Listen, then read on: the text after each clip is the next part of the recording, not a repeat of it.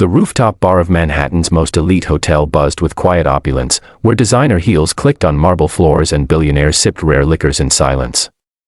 Among them sat Lucien Devereux, a cold and calculating CEO of a global luxury empire. He didn't believe in love, nor did he care for kindness or charm, he only believed in results. To him, everyone wanted something. Especially women. Especially the ones who pretended they didn't. He didn't come here to socialize. He came to watch, judge, and silently remind everyone that he was the one with the power. That's when he noticed her. She wasn't dressed to impress.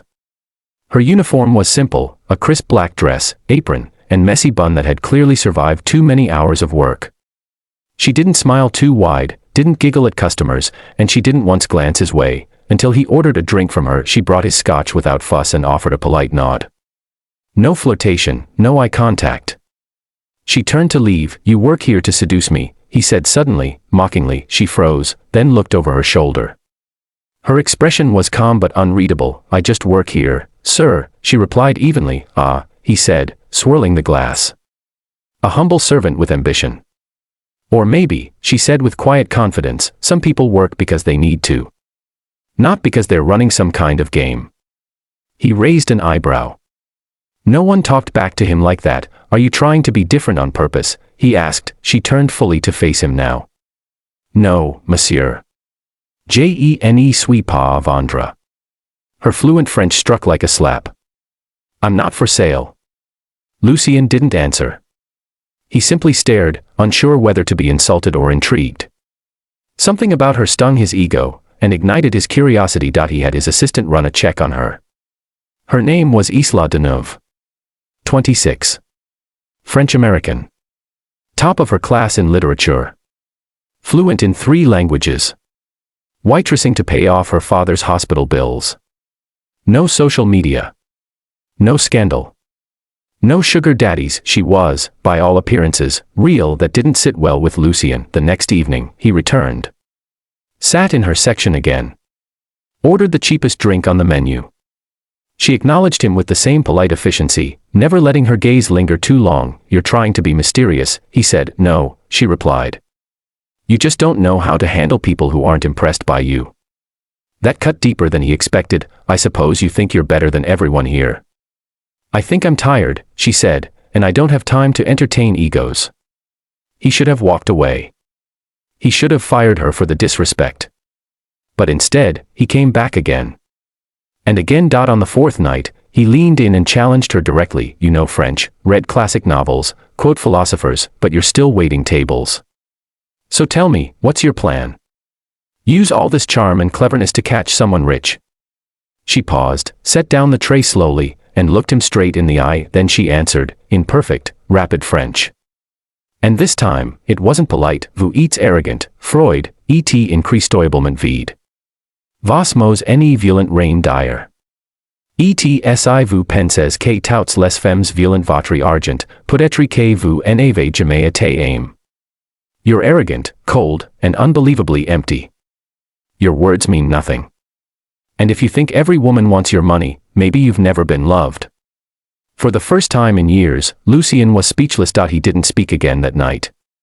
Just left a generous tip and exited without a word. He thought about her the entire drive home. The next day, he left a handwritten note folded beneath a $100 bill. 1 hour. No flirting. No lies. Just conversation. "Dinner's on me." She didn't reply. But that Friday, she showed up. He booked a quiet table at a small bistro where no one would recognize them. She wore jeans, a thrifted coat, and her usual guarded expression. They didn't talk about work. Or money. They talked about books. War. Loss. Her mother who died too young. His brother he never speaks of. "You act like you're untouchable," she told him over dessert, "but you watch people like you're terrified of being seen." He stared at her. "I've never met someone like you. Maybe you've just never looked." Lucien offered to pay for her tuition. She refused. He offered to take care of her father's medical bills. She said she wouldn't be indebted to a man who thought the world was his to fix with money. Then he offered her a job. Not in his company, but in his personal library, organizing and cataloging his rare French collection. She said yes. 4 months, Isla worked quietly beside him in that sunlit study overlooking the city. She never overstepped, never hinted at romance, never once treated him like a billionaire. She challenged his ideas, corrected his pronunciation of certain 17th-century terms, and made him laugh, something no one had managed in years. One rainy evening, she found him staring at an old photo.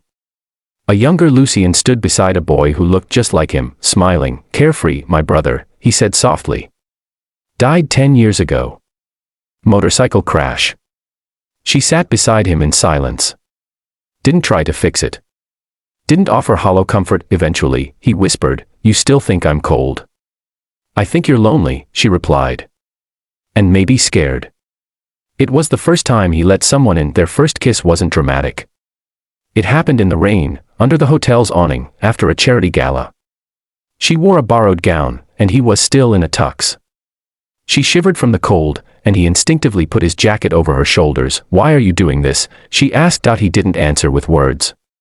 He stepped forward, cupped her face gently, and kissed her like he'd been holding back for years. No cameras. No announcements. Just truth. From that moment, everything changed. He didn't parade her in front of the media. He didn't try to own her. He simply stood beside her, offering partnership, not possession. A year later, she stood at a press conference as the new director of educational philanthropy under his company's umbrella. She had designed a scholarship program in her mother's name for immigrant girls who dreamed of literature and language. When a reporter asked Lucien how they met, he smiled faintly and said, "She told me something in French that shut my mouth and opened my eyes."